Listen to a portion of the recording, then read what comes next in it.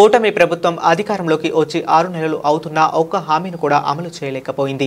అసమర్థతని కప్పిపుచ్చుకునేందుకు social media యాక్టివిస్టులపై వేధింపులకు కూటమి ప్రభుత్వం దిగుతుంది. అన్ని డిపార్ట్మెంట్లు గాడి తప్పి వాటి ప్రాథమిక కార్యకర్తవ్యాలను గాలికి వదిలేశాయి. అదేవిధంగా రవీంద్రనాథ్ రెడ్డి గారు కడప జిల్లా వైఎస్ఆర్సీపీ అధ్యక్షులు. ప్రభుత్వంలాగా ఉన్న పరిస్థితి. సో ఈ చోట ప్రభుత్వానికి కప్పిపుచ్చుకునేదానికి సోషల్ మీడియా పైన వేధింపులు, వైఎస్ఆర్ కాంగ్రెస్ పార్టీ పైన వేధింపులు, అన్ని రకాలుగా చేస్తున్న పరిస్థితి అంతా కూడా మనందరికి కూడా బాగా తెలుసు. ఈ ప్రభుత్వం ఈ 6-7 నెలల్లో అన్ని డిపార్ట్మెంట్లలోనూ కూడా ఎక్కడా కూడా ఒక ఇంచు పని చేయడంలే. రెవెన్యూ డిపార్ట్మెంట్ పనులు చేయడంలే. మైనింగ్ డిపార్ట్మెంట్ పనులు చేయడంలే. ఏ పని అంటే ఈ ప్రభుత్వం అనేది ఉందా ఒట్టి సోషల్ మీడియా పైన లేకుంటే వైఎస్ఆర్ కాంగ్రెస్ పార్టీ కార్యకర్తలను వేధించే కార్యక్రమంలో తప్ప ఇంకా వేరేది లేదా తెలియదు. కానీ మొత్తం పైన చాలా దారుణం. ఈ రకంగా పరిపాలన ఉంటుందని ఎవరు కూడా ఎక్స్పెక్ట్ చేసి ఉండరు. గతంలో చంద్రబాబు పరిపాలన చూసి ఉంటారు కానీ సో ఇప్పుడు మాత్రం అంత నిర్వీర్యమైన పరిపాలన, అంత దారుణమైన పరిపాలన, చేతగాని పరిపాలన, దుర్మార్గమైన పరిపాలన, అంత దారుణమైన పరిపాలన ఇప్పుడు సాగుతున్న పరిస్థితి తెలుస్తుంది. సో ఎంత దారుణం అంటే ఇప్పుడు బూడిద పంచాయతీ కూడా ముఖ్యమంత్రుల స్థాయిలో సీఎంఓలో చేసే పరిస్థితి వచ్చింది. యమలమడుగులో doctor MV Ramanareddy thermal power station కు సంబంధించి దాంట్లో ఫ్లై యాష్ అనేది వస్తుంది.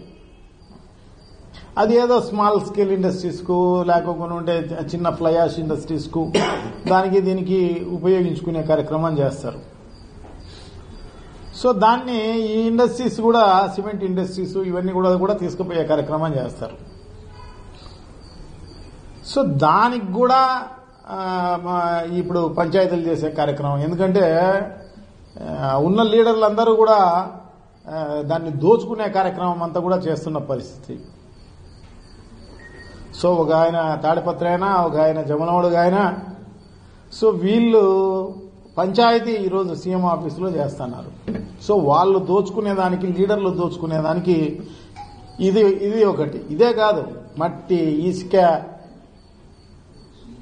ఎమ్మెల్యేలు, ఎంపీలు, తెలుగుదేశం పార్టీకి సంబంధించిన వాళ్ళు ఎప్పుడు చూడలే, కనివిని ఎరగని విధంగా ఇప్పుడు దోచుకునే కార్యక్రమం అన్నమాట అంతా కూడా. ఇసుక అయితే బెంగళూరుకు తరలి ఇచ్చేస్తున్నారు, బెంగళూరుకు, చెన్నైకి, పెద్ద పెద్ద సిటీలకంతా దోచుకుంటున్నారు. మట్టి దోచుకుంటున్నారు, ఇవి ఫ్లయాస్ దోచుకునే కార్యక్రమం. సో వాళ్ళ సొంత లాభానికి, సొంతంగా దోచుకునేదానికి వైషమ్యాలు వస్తే అంటే దాంట్లో కూడా మళ్ళీ పోటీ అన్నమాట. ఒకరు ఇంకొకరికి డబ్బులు ఇవ్వకుండా తీసుకుపోయే కార్యక్రమం అన్నమాట. సో దానికి ఇంకొకరు అడ్డుపడే కార్యక్రమం. సో దానికి అసలు ఈ వ్యవస్థ అనేది ఉందా, ప్రభుత్వం అనేది ఉందా, అధికారులు అనేవాళ్ళు ఏం చేస్తున్నారు? సో దాదాపు 5-6 రోజులుగా డిఎస్పీ అక్కడే ఉన్నాడు, మొత్తం జిల్లాలో ఉన్న సిఐలు అక్కడే ఉన్నారు, ఎస్ఐలు అక్కడే ఉన్నారు, పోలీసులు కొన్ని 100 మంది పోలీసులు ఉన్నారు. ఆ లా అండ్ ఆర్డర్ కంట్రోల్ చేసేదానికి ఎందుకు ఇంతమంది ఇన్ని రోజులు ఊరికి కాపలా కాసే కార్యక్రమం చేస్తున్నారు అంతే. ఒకరు వేరే జిల్లా నుంచే దండయాత్రకు వస్తే మరి లా అండ్ ఆర్డర్ అనేది ఉందా అనేది ఆలోచన చేసుకోవాలి. మరి లోకల్ వీళ్ళు కట్టడి చేసే కార్యక్రమం చేయలేరా? సో దాన్ని ఇప్పుడు సీఎం ఆఫీస్లో పంచాయతీ చేసే కార్యక్రమం చేస్తాను అన్నమాట. అంటే వేరే ఈ ప్రజలకు సంబంధించిన సమస్యలు ఇవన్నీ మనకు పట్టే కార్యక్రమం లే అన్నమాట. సో ఇవన్నీ అన్నమాట. సో ఇది అదే కాదు, ఇప్పుడు రైతులకు సంబంధించి కూడా నిజంగా కూడా చాలా ఇబ్బందులు పాలైపోతారు. రైతులకు సంబంధించి కరెక్ట్ టైంలో ఇత్తనాలు ఇవ్వడం లేదు, ఎరువులు ఇవ్వడం లేదు, ఏమీ సకాలంలో ఇచ్చిన పరిస్థితి లేదు. సో అదే కాకోకుండా ఇప్పుడు శ్రీశైలంకి సంబంధించి కూడా వాటర్ మొత్తము పవర్కు తయారు చేసుకునే దానికి తెలంగాణ ఒక పక్క, ఆంధ్రప్రదేశ్ ఒక పక్క. 35,000 క్యూసెక్కులు ప్రతిరోజు తెలంగాణ వాళ్ళు, ఈ పక్క ఆంధ్రాకి సంబంధించిన పవర్ ప్లాంట్లో దాంట్లో దాదాపు 28,000 క్యూసెక్కులు దాంట్లో వాడుకునే కార్యక్రమం చేసి కిందికి నీళ్లు సముద్రం పాలు చేసే కార్యక్రమం చేస్తాను అన్నమాట. సో ఎందుకంటే ఇప్పుడు మామూలుగానే తుఫాన్లు వచ్చి ఖరీఫ్ అనేది మామూలుగానే ఎత్తిపోయిన పరిస్థితి అన్నమాట. రాష్ట్ర వ్యాపితంగా ఖరీఫ్ అనేది. సో ఇంకా రబీనే ఉండేది. జనరల్ గా మామూలు రైతులందరూ కూడా రబీనే ఎక్కువగా పండించుకునే కార్యక్రమం చేస్తుంటారు. సో ఆ రబీలో ఏప్రిల్ వరకు కూడా నీళ్లు అవసరం ఉంటుంది. సో మరి నీళ్లు మరి రేపు సంవత్సరం వర్షాలు పడే పరిస్థితి ఏంటి? ఈ సంవత్సరమే బాగా లేటుగా నీళ్లు వచ్చిన పరిస్థితి కృష్ణాకు. సో ఇప్పుడు 205 టీఎంసీలు ఉండాల్సింది మనకు ఇప్పుడు ఈ రోజుకు అదంతా కూడా 215 టీఎంసీలు ఉండాల్సింది ఈరోజు 124 టీఎంసీలు ఉన్నాయి నీళ్లు. ఇంకొక నెలకో 2 నెలలకో 3 నెలలకో ఖాళీ అయిపోయే పరిస్థితి అన్నమాట. మళ్ళా నీళ్లు వస్తాయో లేదో తెలీదు. అవి ఈ సంవత్సరమే లేటుగా వచ్చినాయి. అవి కూడా తుఫాన్లు పైన కర్ణాటక, మహారాష్ట్ర వర్షాలు పడి ఉంటే అవి కూడా వచ్చినాయి.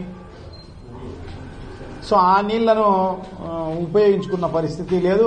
దాన్ని టీఆర్ఎంబీ వాళ్ళు అంటే మన కేఆర్ఎంబీ వాళ్ళు అంటే కృష్ణా రివర్ మెయింటెనెన్స్ బోర్డు వాళ్ళు గుర్తించి వాళ్ళు చెప్తున్నారు అన్నమాట. తెలంగాణ వాళ్ళు తీసుకుపోతున్నారు ఆపండి అని చెప్పేసి వాళ్ళు చెప్తున్నారు. మన ఈ ప్రభుత్వానికి మరి దున్నపోతు పైన వానబడినట్టే ఉంది తప్ప దీనిపైన చలనం ఉన్న పరిస్థితి లేదు. సో తప్పకుండా పెద్ద ఎత్తున దానిపైన ప్రెజర్ ఇవ్వాల్సిన అవసరం ఉంది. తెలంగాణలో వాడుకోవాల్సిన అవసరం ఉంది. ఎందుకంటే వర్షాలు పడ్డాయి బాగా, కరెంటుకు ఇప్పుడు అంత డిమాండ్ ఉన్న పరిస్థితి లేదు. ఇటువంటి పరిస్థితుల్లో అత్యవసరంగా మనం కరెంటును ఉత్పత్తి చేయాల్సిన అవసరం తక్కువగా ఉంటుందన్నమాట. ఇప్పుడు ఎండాకాలం అయితే పర్వాలేదు, కానీ ఇప్పుడు ఈ కాలంలో వర్షాలు బాగా పడుతున్నాయి, పర్వాలేదు. సో ఇటువంటి పరిస్థితుల్లో ఈ నీళ్లు ఉపయోగించుకుంటే నీళ్లు ఉన్నాయనుకోండి ఏదో దానికి ఉపయోగపడే కార్యక్రమం తాగునీటికి అయితేనేమి, సాగునీటికి అయితేనేమి, ఇవన్నీ దానికి ఉపయోగపడే కార్యక్రమం జరుగుతుంది. సో అటువంటిది కూడా పట్టించుకున్న పరిస్థితి లేదు. సో ఇప్పుడు రెవెన్యూ డిపార్ట్మెంట్కు సంబంధించి దాదాపు ఈ 6 నెలల కాలంలో 1 ఇంచు కదిలిన పరిస్థితి లేదన్నమాట. అన్నీ కూడా పక్కన పెట్టిన పరిస్థితి అన్నమాట. ఎందుకంటే ఆ సాఫ్ట్వేర్ కూడా అలౌ చేసే పరిస్థితి లేదు. ఈరోజు ఒక 10-1 అడంగలు కావాలన్నా, ఇంకోటి కావాలన్నా ఆ వెబ్సైట్ కూడా పనిచేసే పరిస్థితి లేదు. అదే కాకోకుండా మిగతా అన్ని డిపార్ట్మెంట్లు అట్లాగే ఉన్న పరిస్థితి. మైనింగ్ డిపార్ట్మెంట్లో అయితే 1 పర్మిట్ ఇచ్చిన పరిస్థితి లేదు. ఈ 7 నెలల కాలంలో 1 పర్మిట్ ఇచ్చిన పరిస్థితి లేదు. సో ఈ రకంగా అంతా కూడా దోచుకునే కార్యక్రమం అంతా చేస్తున్నారు తప్ప ఈ రకంగా చేస్తున్న పరిస్థితి.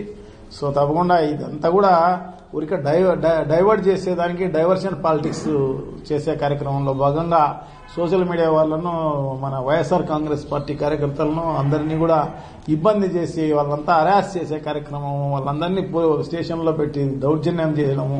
సో ఇటువంటి అన్ని కార్యక్రమాలని చేస్తున్న దాన్ని తీవ్రంగా వైఎస్ఆర్ కాంగ్రెస్ పార్టీ ఖండిస్తోంది.